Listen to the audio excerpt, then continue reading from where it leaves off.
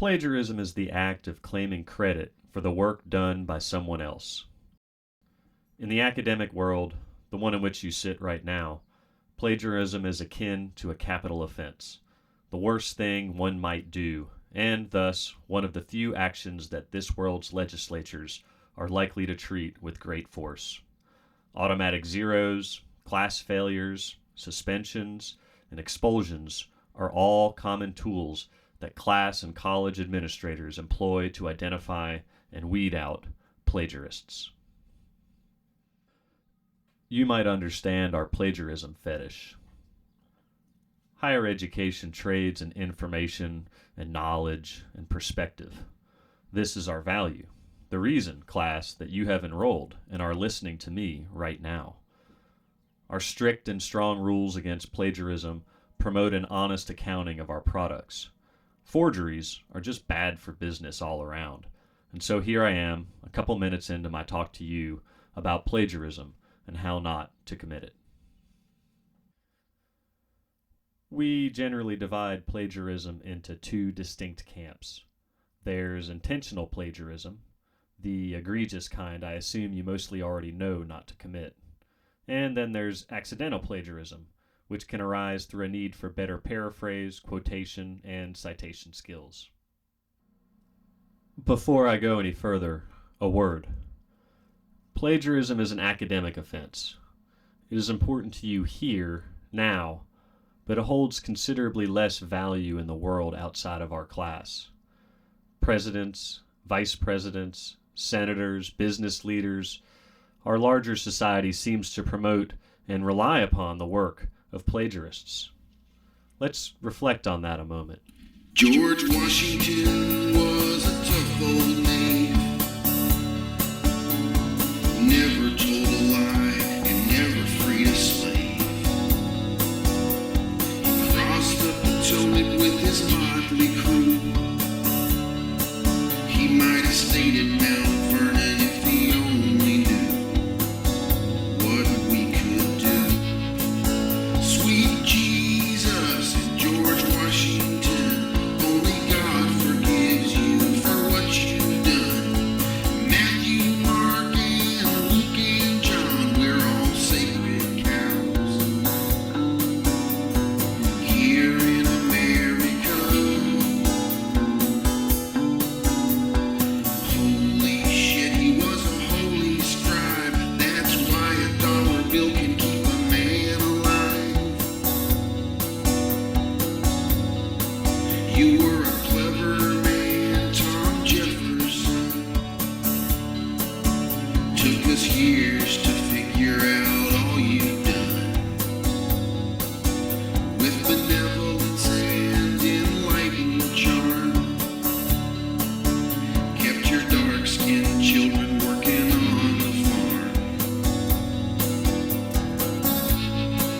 Sweet Jesus and Tom Jefferson, only God forgives you for what you've done. Matthew, Mark, and Luke and John, we're all sacred cows. A reminder, nearly all known leaders of the modern world you inhabit are products of the collegiate system. It is entirely possible that academia promotes plagiarism. FDR was a socialist. Class, you may notice a pattern here. Those at the top get absolved of their plagiarist misdeeds.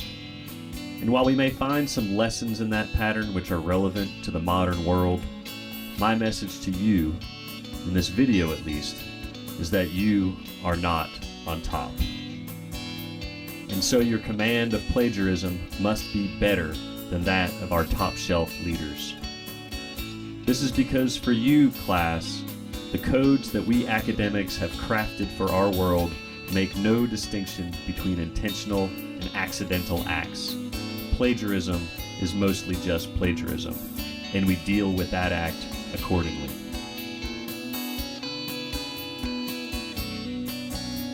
So protect yourself.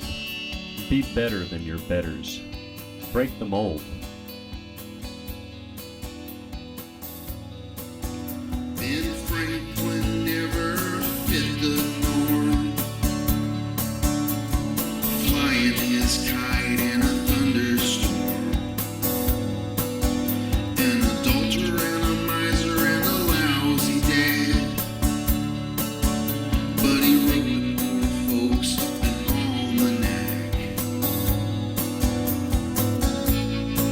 knows? Maybe, collectively, class, you might move the world in the process. Matthew, Mark, and Luke, and John, we're all sacred cows. Here in America, holy shit, he was a holy scribe. Never met a scene, no, I wouldn't drive in pursuit of happiness. And with that, let's get to work. This is the first paragraph to a report titled Gentrification Background in Brief, written by Susie Smith, an undergraduate student at the University of Kentucky and intern for then Mayor Jim Gray.